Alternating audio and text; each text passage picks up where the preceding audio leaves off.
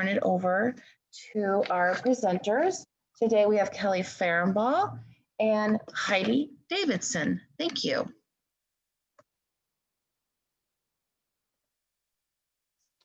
Excellent. Thanks, Melissa. And thanks to you all for being here.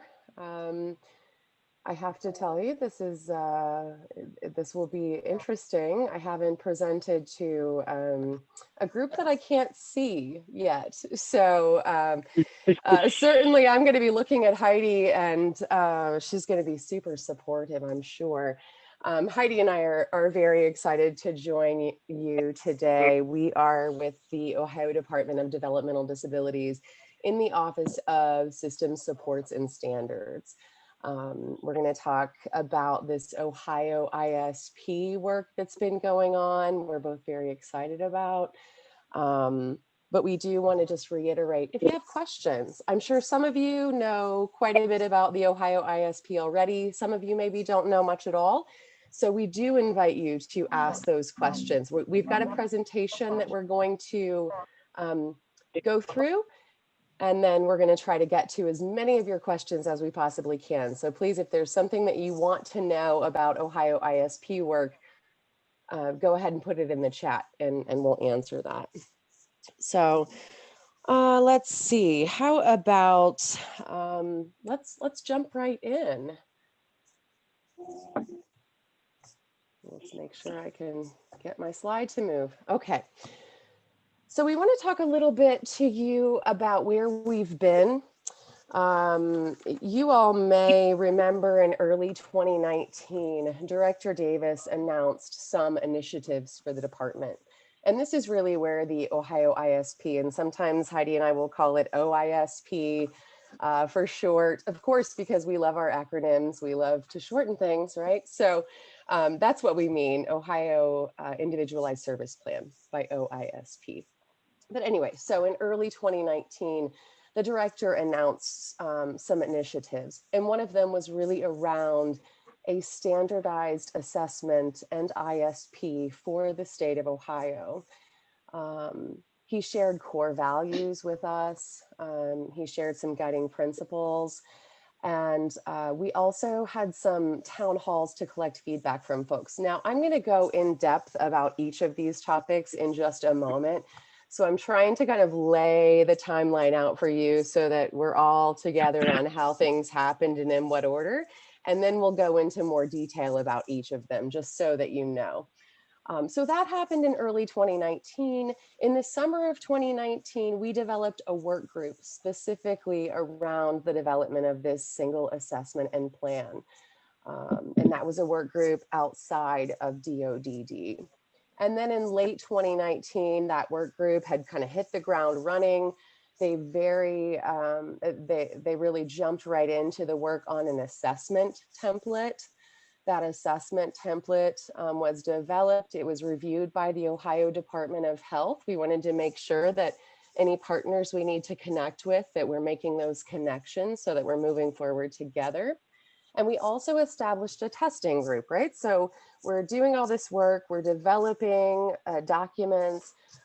We need to make sure that they actually work. So a testing group was developed. So then when we move into early 2020, we had that assessment tested. We have a great group of testers that worked really hard to give us some super feedback about how that work went. We analyzed that data, and we began to make updates to the assessment based on that data, as well as start working on the ISP. Certainly early 2020, we all know kind of what happened in March. And the world kind of shifted, and certainly the work in the Ohio ISP shifted, but it did not stop us. It changed things a little bit. And I'll talk a little bit more about this reviewer group that was established in a moment, but we had a unique opportunity presented to us in early 2020 that ended up helping us make progress despite a pandemic. So 2020 summer really has been focused on the ISP. and getting that worked out. Salesforce was announced as the IT solution. So the assessment and plan will be an online solution that's being developed using a platform called Salesforce and by a vendor named SenseCorp. So lots of details that you don't need to worry about remembering at this point. It was also important to acknowledge that there are a lot of agencies that have been using vendors for their planning and assessment. And so just acknowledging that there are third-party vendors that those agencies may want to continue to use rather than going to Salesforce, which is going to be the state's free system. We needed to acknowledge that there are other vendors that will want to keep pace with this work and will want to be able to share their information with our system. So that came up in 2020, lots of work happening around that.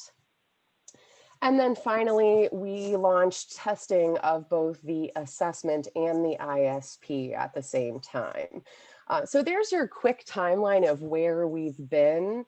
We'll talk in a little bit about where we're going and our next steps, but I do want to drill down into some of these things that I've already covered for you. And I don't know, and Heidi, obviously, Heidi is with me because she's gonna make sure that I don't forget any critical details and help me answer your questions. So Heidi, do feel free. If there's anything critical that I skip over, please interrupt. No, I think you have been right on track with where we started, where we went, up to where we are today. So thank you, Kelly. Yeah, thank you. We've accomplished a whole lot in a short amount of time. And again, we've got a really fantastic group of folks working on this project. So can't say enough about them. Okay, so I mentioned in the beginning of that timeline, Director Davis announced his initiatives. And part of those initiatives were really looking at some core values. We have worked really hard to adhere to these core values, especially in this work of the development of the single plan and assessment. I don't think I need to define all of these to you. I think you all are probably very familiar with them. But kindness and empathy, quite honestly, has really been a huge key message from the director. And really, we focused on making sure that all of our interactions are based on genuine care and concern for all involved in our system, right? And we listen to the people that we serve, and we listen to our partners, and we listen to each other. And certainly this work has, I believe, has been a great representation of how we all can do that together. Collaboration, so critical. Making sure that we're engaging not only with each other, but our partners, and having trust and openness with each other has been really critical. Transparency, being accessible and visible. We've certainly tried to share updates. Hopefully you've been receiving those updates on OISP work. We've tried to make sure that folks have access to that information as much as possible.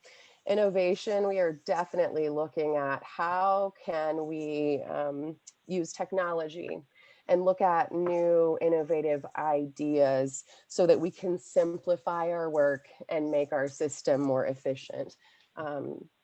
Quality, we want the services that folks receive to be of value to them always. So we're always looking at how do we promote excellence and quality in the work that we do. Inclusiveness, this is a really big one. We really want to promote a culture or an environment that embraces diversity and includes all people and ideas at every level. That's been, hopefully you'll see that in a moment when we look at our different groups, and the diversity within those groups has been really key to us making progress and moving forward. And then finally here, we've got accountability. So making sure that we conduct ourselves professionally and that we're managing taxpayers' dollars responsibly, especially when, dollars are critical. So those are the core values that the director shared with us. And really that led us to some recurring themes that we just kept hearing over and over and over again, not only from folks out in the field, internally at DODD, we just kept hearing these things around, let's simplify. It is way too hard. It's way too hard. And let's standardize. So, I know I can't see all of you, but Heidi and I certainly have heard from so many providers about the challenges that come along with having hundreds of different assessments and ISPs in the state of Ohio. I'm certain that there are some of you listening right now that serve folks in multiple counties, and you've had to figure out those challenges of, I've got multiple different ways to learn. And so we're very excited about being able to standardize so that it's the same template, same process, no matter where the person lives and is being served. One thing that continues to be more and more important, I mean, our DSPs are truly the rock stars right now, right? They are supporting people in ways that we are so absolutely impressed with. And it has only gone to show us how important this piece is that a person-centered plan should not only be developed with and by the person and before the person, but it should also be easy for DSPs to implement. That is so critical. And so this was definitely a guiding principle, is how do we make this easy for DSPs to use? And then finally, portability. So I know that we have talked about when we rolled out person-centered planning however many years ago, and we said person-centered planning means that it's your plan, right? Heidi, it's your plan and you get to decide. But yet if you move from one place to another in the state of Ohio, you can't keep that plan. We've got to make a different one for you because we do it differently here. And so we are very, very excited about the fact that ISPs and person-centered plans will finally belong to the person because they can take them with them wherever they go. If someone moves from Mahoning County to Tuscarawas County, that plan, maybe you got to update it a little bit, right? But it's ready to go. It's ready to go. So we're really excited about portability. And again, feel free to pop questions in the chat. If we see some that we should address as we go, then we certainly will do that.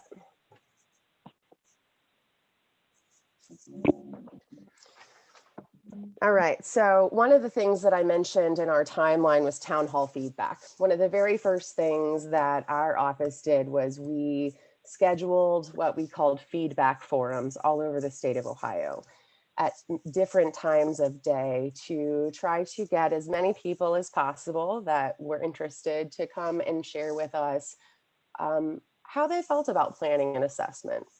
And so we have used that feedback over and over and over again. That feedback was invaluable. And we heard some pretty consistent messages. Those 4 or 5 words that I just shared with you, those absolutely came out in the town hall feedback. But these are just some other thoughts that folks had and we heard pretty consistently. I just want you all to know that all the work has really been driven by this feedback and the knowledge that was shared with us from the field. And so our internal work group, our external work group, they have looked at this data over and over and over again to make sure that we are developing something that is consistent with what people told us last summer in 2019. So just a couple of things here, just as simple as making sure that a plan clearly identifies who's responsible for what. I know that probably seems silly and simple, but I'm sure many of you on this call probably have had that experience of it being a little fuzzy about whose job is that. Making sure that it's clear regarding the frequency, giving clear parameters and structure. And then finally, refocusing back to person-centered practices, not just person-centered planning. And one of my own personal soapboxes, and I promise I'm not going to get on it right now, but is this notion that just because we've made the paper look really good and person-centered, that's enough. That's not enough, right? It's really about how do we implement that person-centered paper? How do we carry this out into someone's life? And so really making sure that we're refocusing into person-centered practices, not just person-centered planning. We heard a lot of that in our town hall feedback. So earlier I mentioned diversity, and that's been a really important part of this work, is making sure that we have a really diverse group of folks coming together. When it was decided that any person who receives DD services in Ohio would have the same planning assessment and template, that made it so that we had to invite folks from all different parts of our system to be a part of these conversations, right? One of the most interesting, I think, and Heidi certainly can attest to this, has been SSAs and QIDPs coming together to share their learning and what they're doing. Hasn't that been interesting? It has. It has been it's been a very unique experience to see, even for them, for us, for everybody, to see the similarities and the differences, right? All in one place. And what one group thought might be more difficult, the other thought they had a good handle on. And in the end, we made sure that everybody, you know, had a good understanding, and that things that were developed would meet the needs of both groups. Yeah. Yeah. Yeah.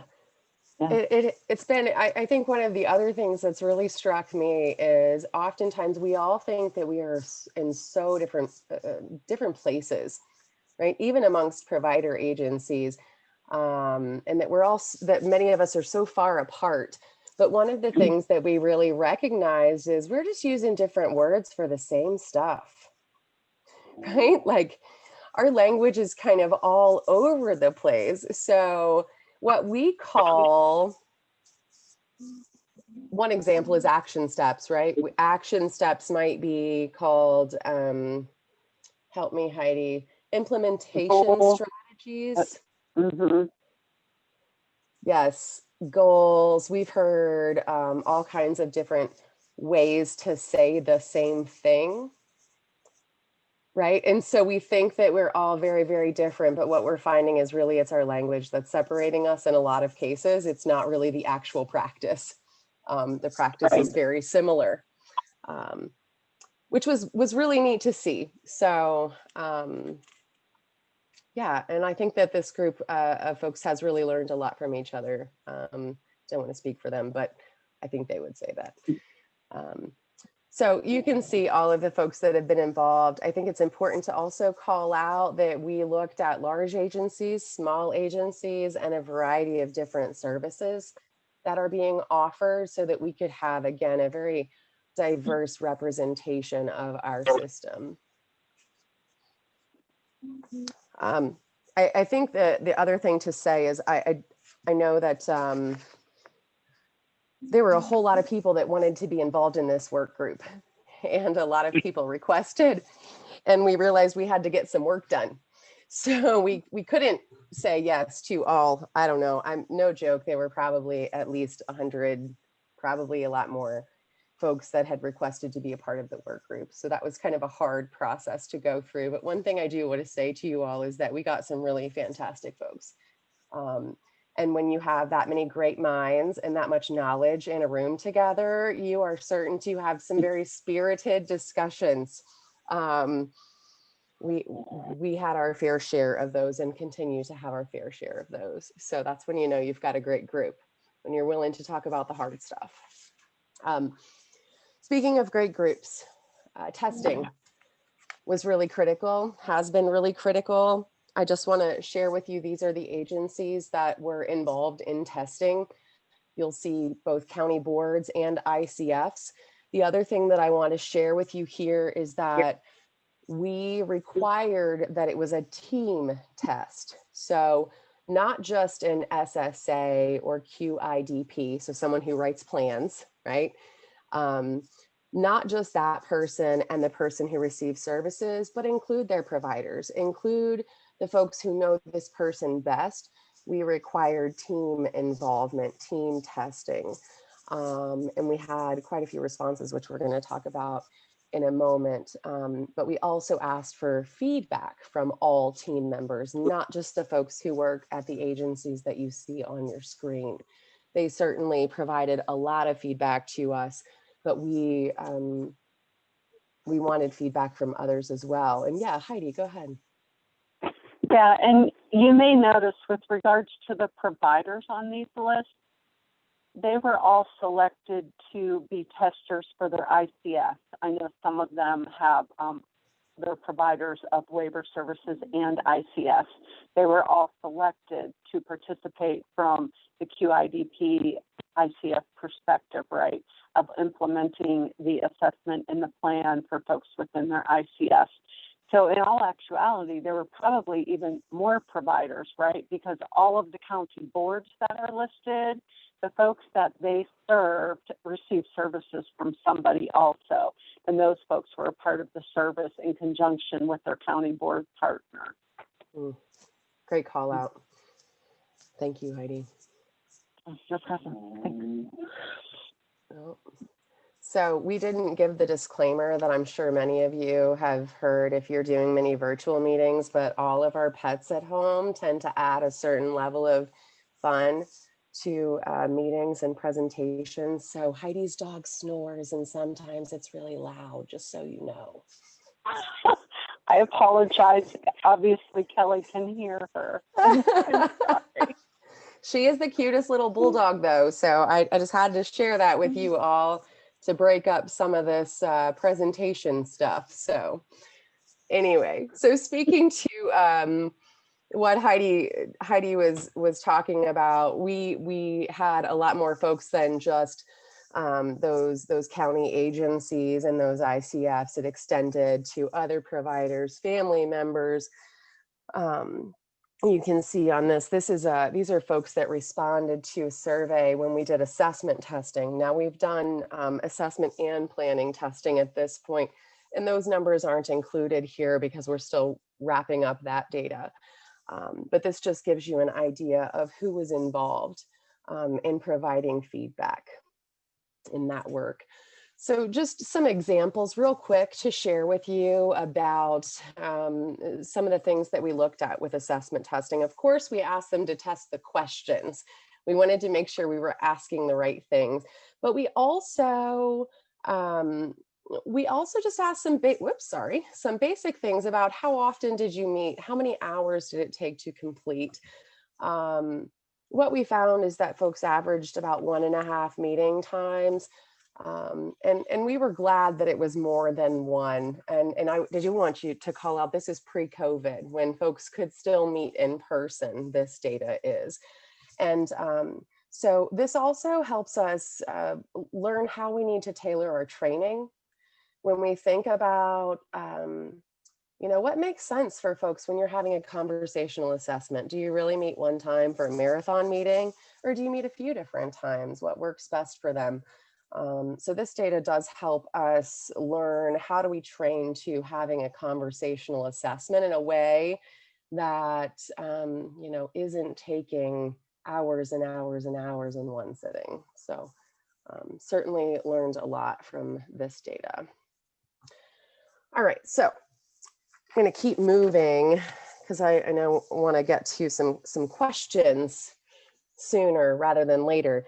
But want to talk about this reviewer group. So one of the things that kept coming up in our external work group. So, and if you're interested in seeing who's on that work group, it's actually on the DODD website. You can go and find out who's been on the work group and see some great videos of them sharing the work that's been done.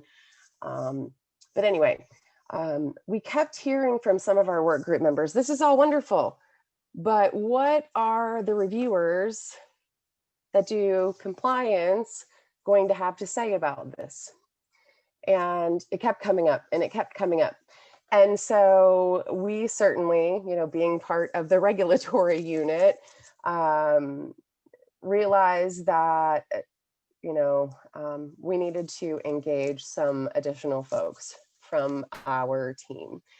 And so when March 13th happened and regulatory work kind of came to a serious halt, and some of you probably cheered just a little, especially if you had a review coming up and didn't really want to see us. When that work stopped, we realized we have a lot of really capable, wonderful people who we have an opportunity to ask them to work on some things that they haven't had time to work on before. And so we were able to connect with 9 folks who are DODD compliance reviewers. And they have been very heavily involved in looking at the assessment and the ISP and providing feedback on like aligning it with compliance and a tool and rules, and really looking at is this thing gonna pass the test, if you will. They've been really wonderful in providing us with a lot of information there. And we've also identified some things that need to change, and we'll talk about those in a minute too. But that group has been instrumental then continuing to move forward. We're able to keep them working on this project, and they're helping us with training development, and they're helping do some of the behind the scenes work that, quite honestly, we didn't have enough people committed to prior. So it's been really quite a blessing for us to have those folks working on this with us. So I mentioned earlier that there's an IT solution. It became very clear that if we wanted to standardize and we wanted to simplify, then we needed a tool that would help us do that. And so Salesforce was identified. It is a platform, and it's going to be available to anyone who wants to use it. It is the place, though, where all assessments and plans will live for folks. And so we're very, very excited about that opportunity. Again, as I mentioned earlier, third-party vendors are going to be able to use this IT solution, or I'm sorry, they're going to be able to work with DODD to develop ways for their customers to upload all the necessary information into Salesforce. So I'm not going to get like, and I quite honestly don't know all the right IT fancy words, but basically they're going to build that bridge so that that vendor can make sure that all the right information for assessment and planning gets fed into this Salesforce system if a county agency chooses to continue with their vendor. And what I mean by third-party vendors, like a Primary Solutions, Britco, that's a third-party vendor. Heidi, yeah, jump in, please. Help me with my IT tech lingo.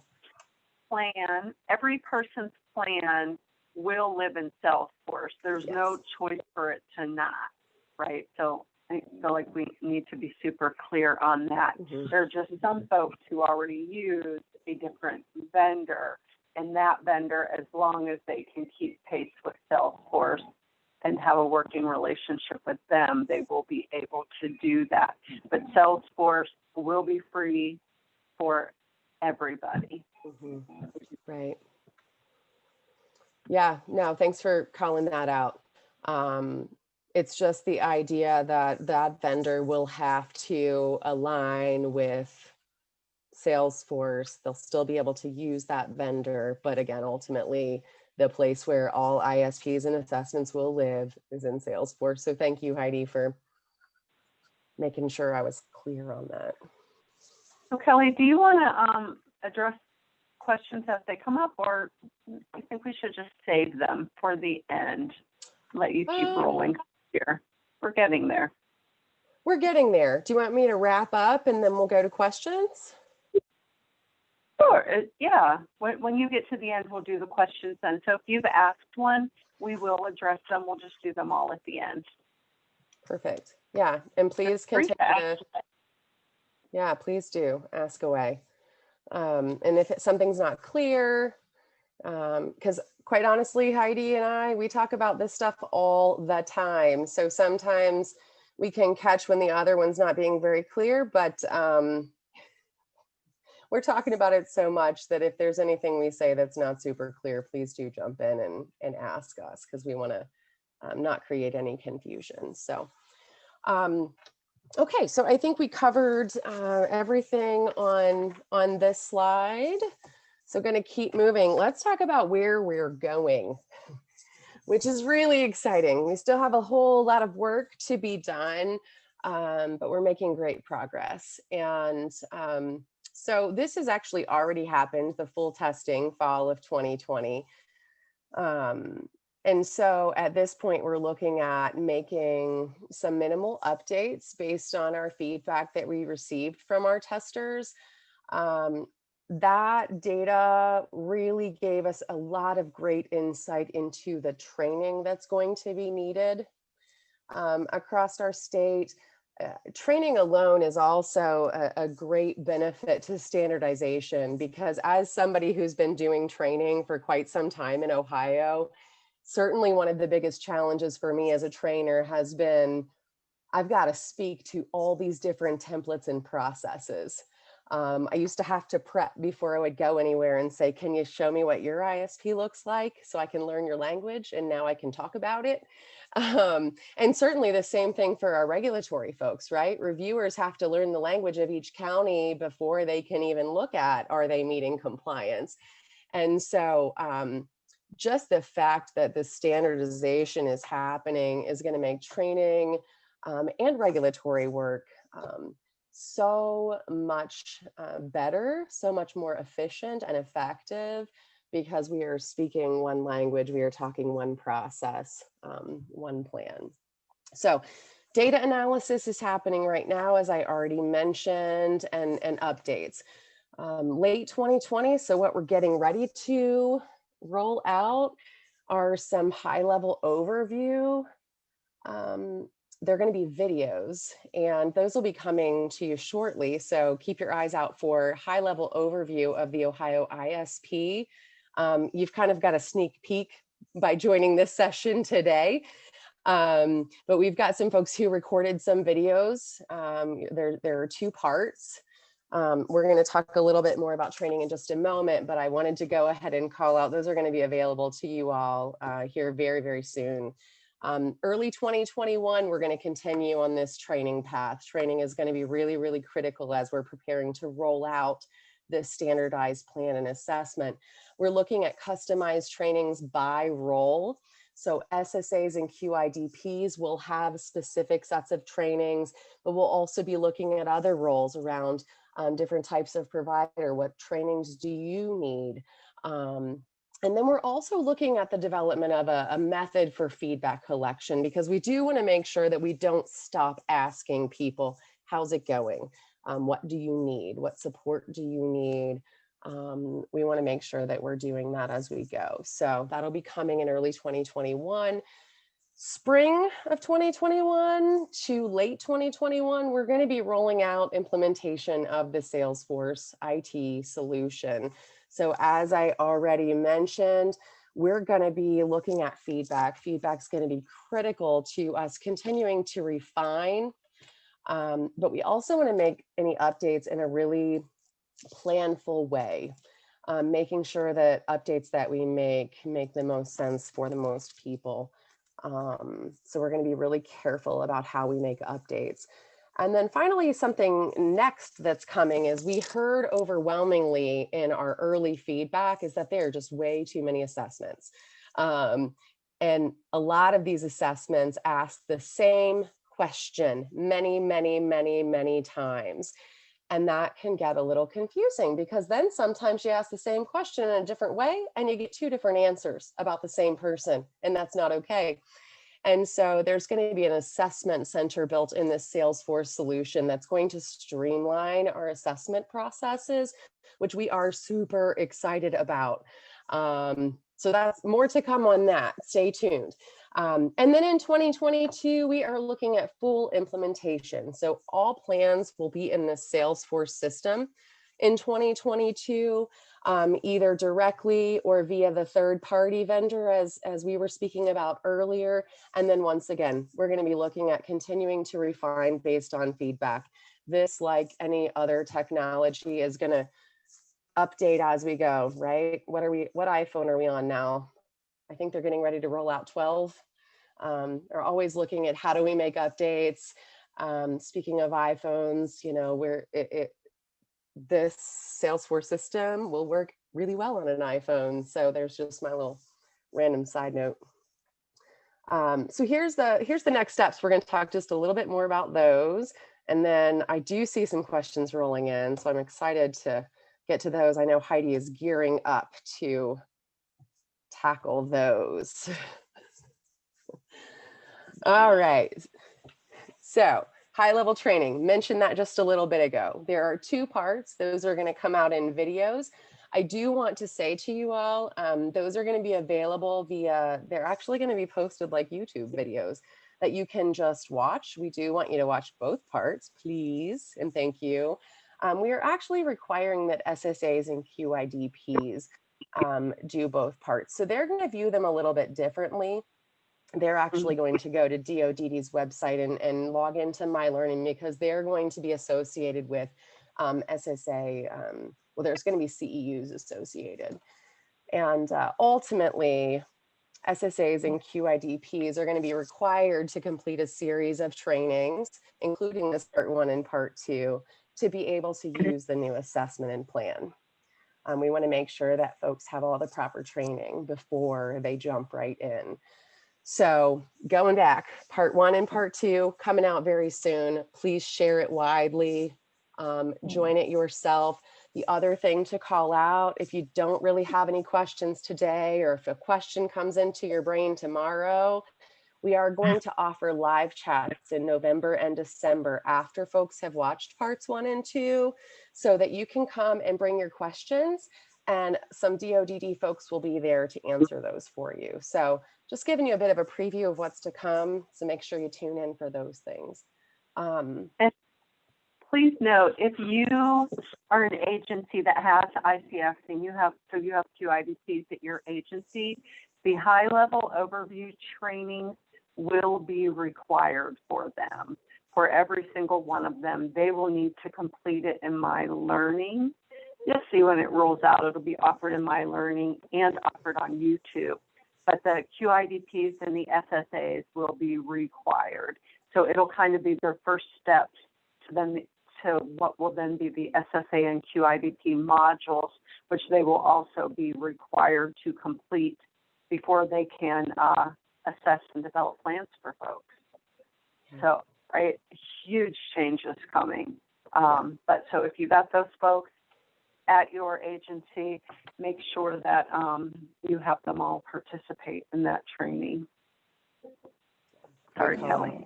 No, that's a great call out. And I know sometimes, and we may have SSAs on here as well. So again, that message applies to you as well. I can't really see who's here. But yes, SSAs and QIDPs will all be required to attend. We would love for absolutely anyone with any part in our system to be looking at those part 1 and part 2, but definitely SSAs and Qs, they're critical. So thank you for that.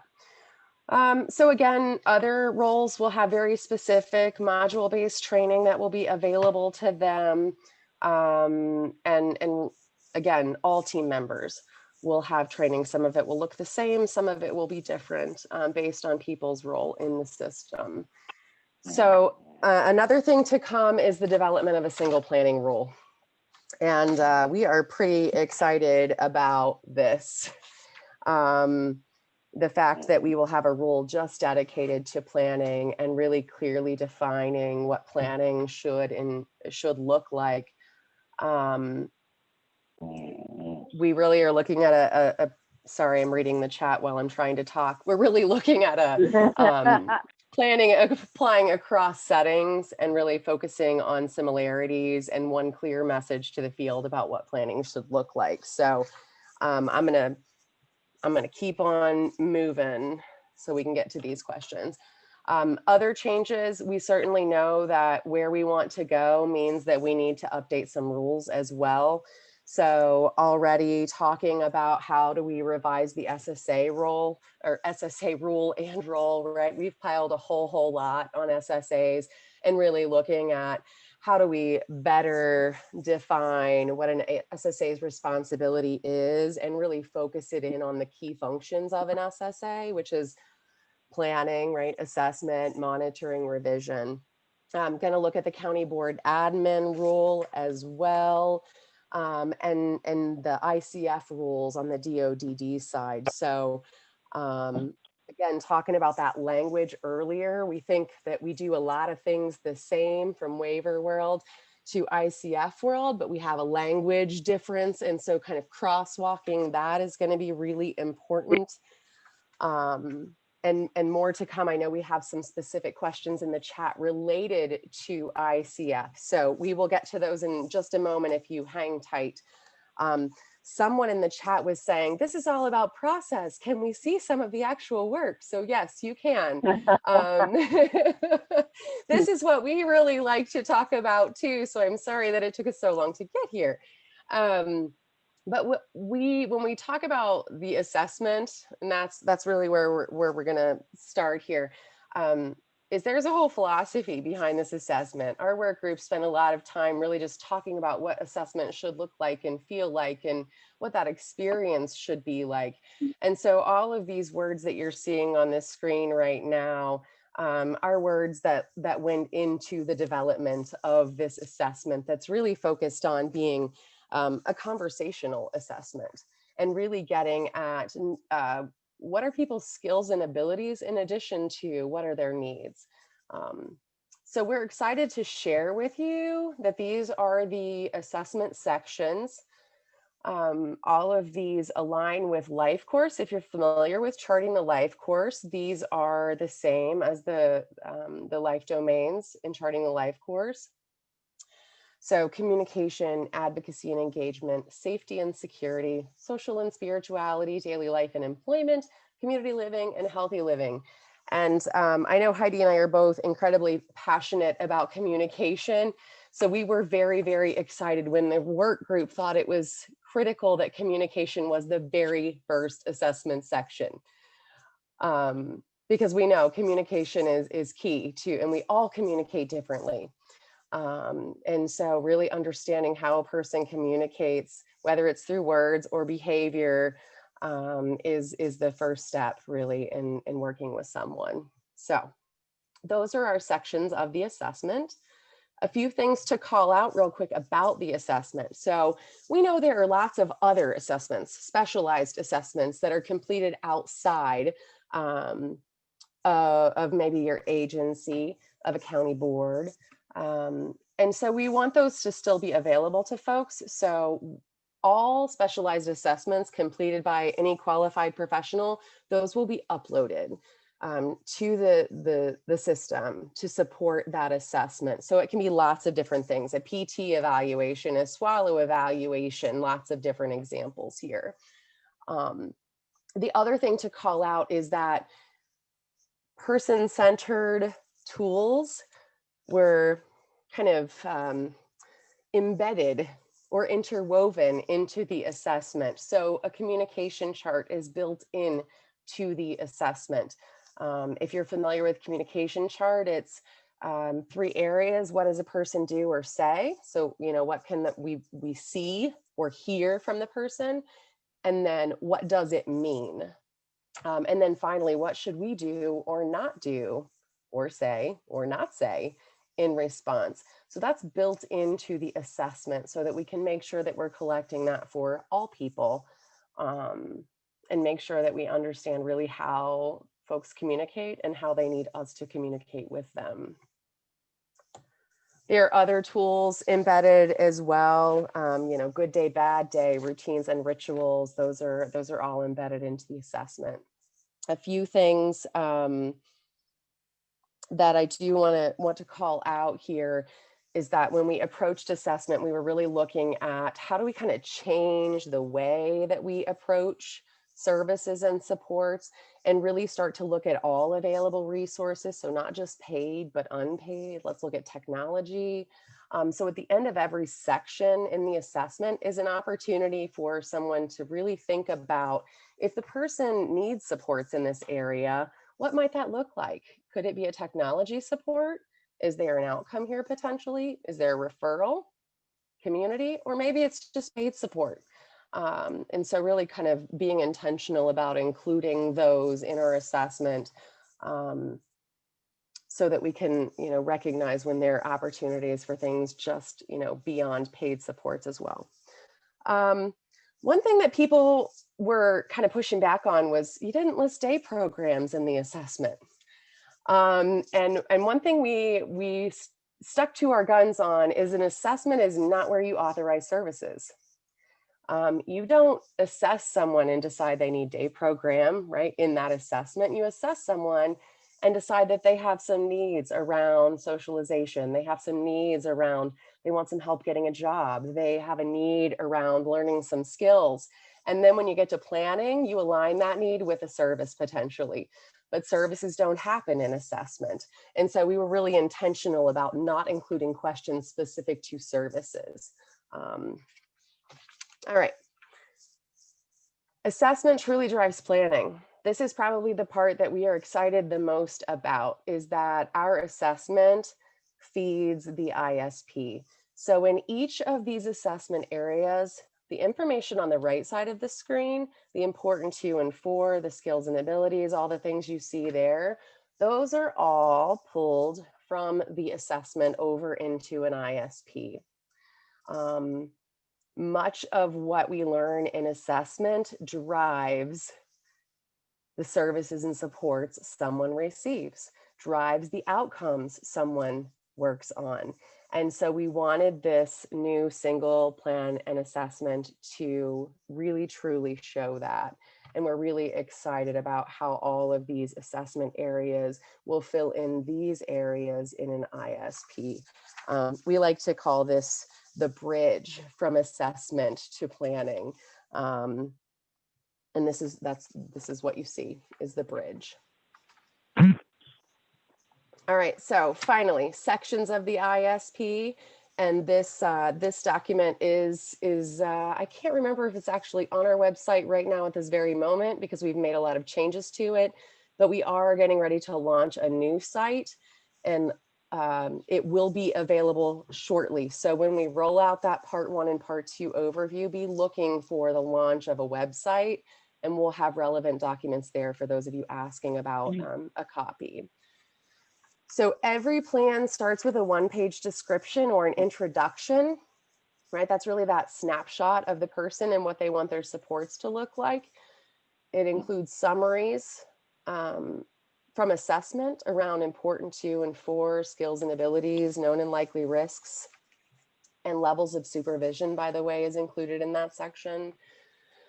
The ISP includes a section called outcomes and experiences, really looking at successes in the past year and what will progress look like.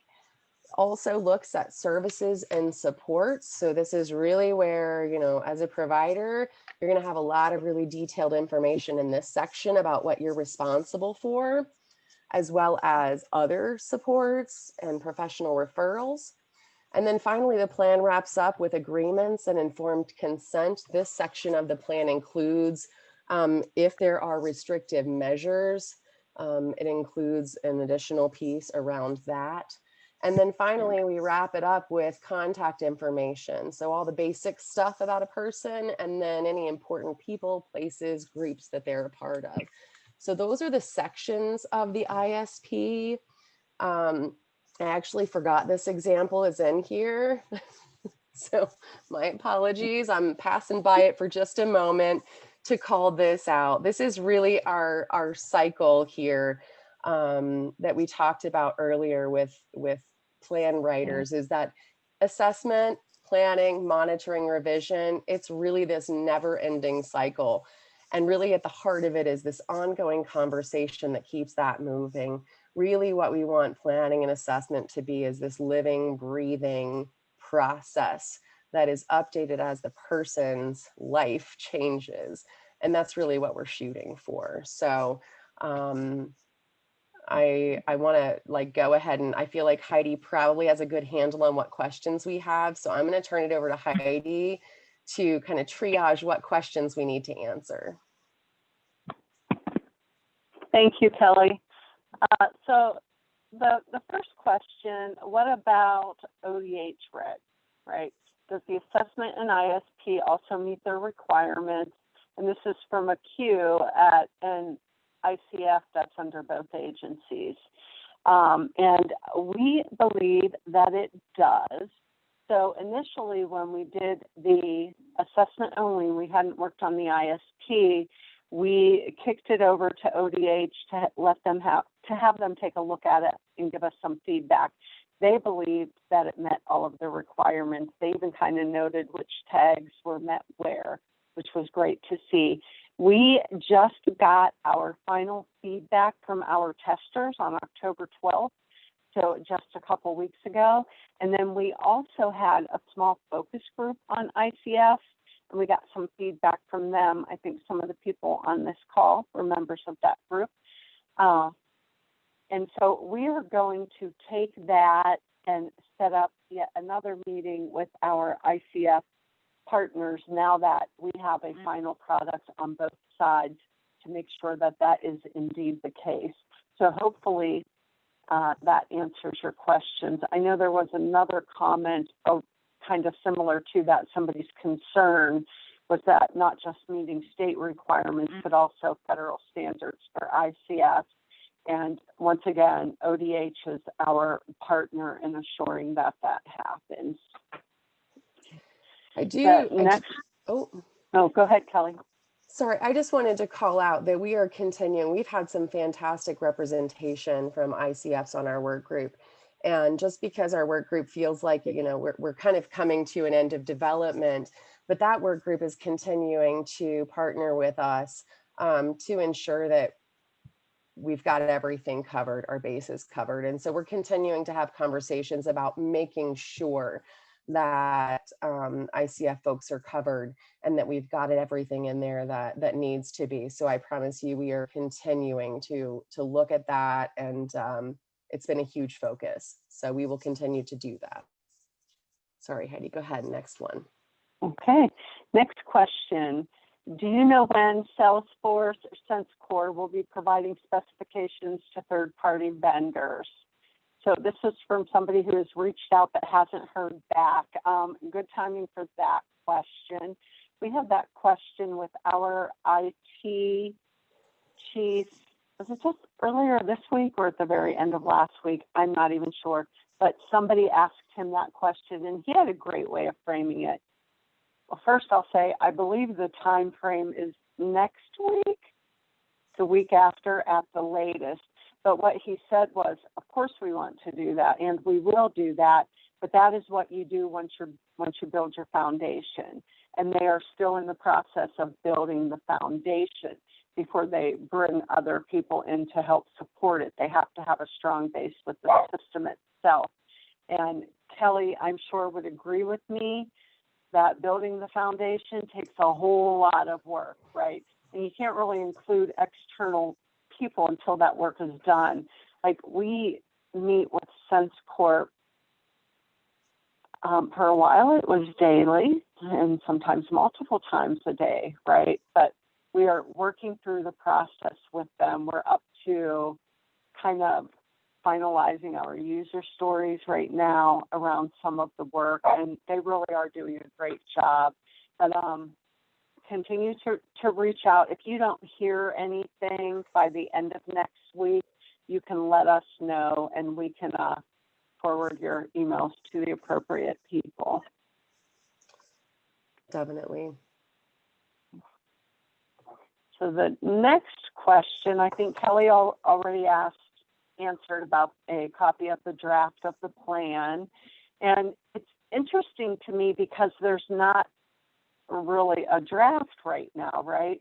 There's the paper version that was developed for the testers, but now we got a lot of feedback from the testers and from our small focus group. So some final edits were being made to that.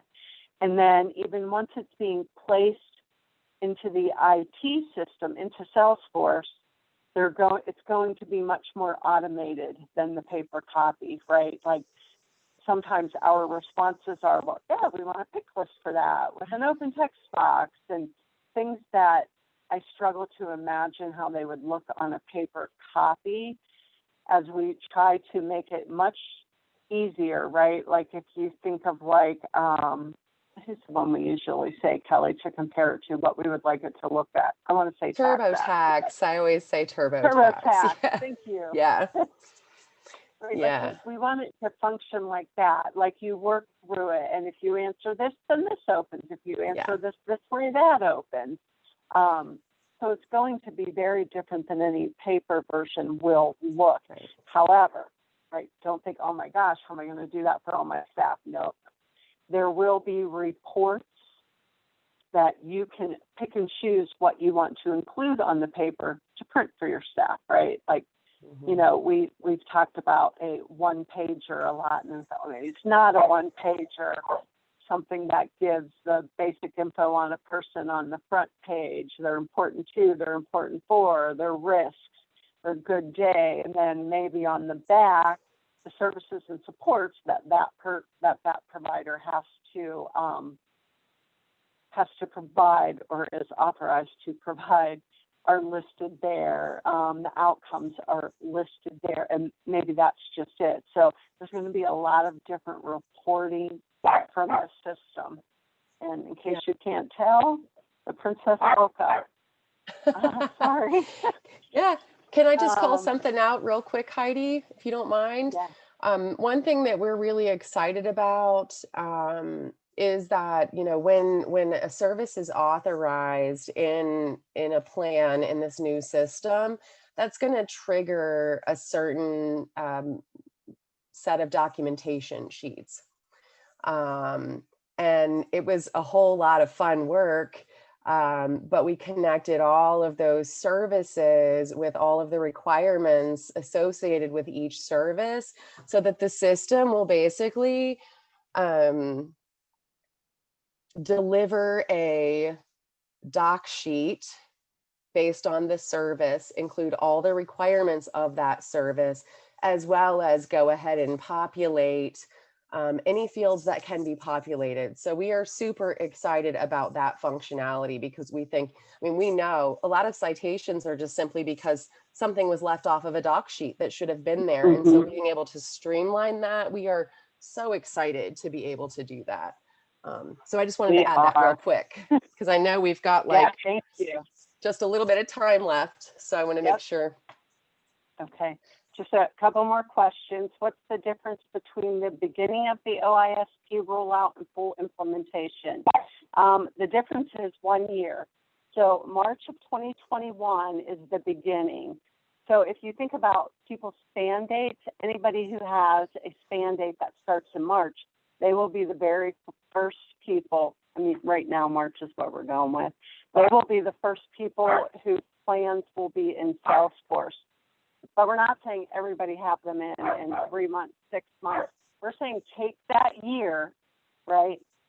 And after that year, everybody's plan should be in Salesforce, and we should be in full implementation with every single person who receives services in our system being in Salesforce.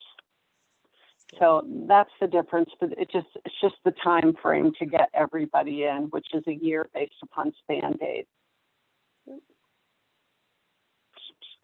Okay. Which you already got that. I continue to read. And I have that it's 12:45, Heidi. Is there any final, did we get them all?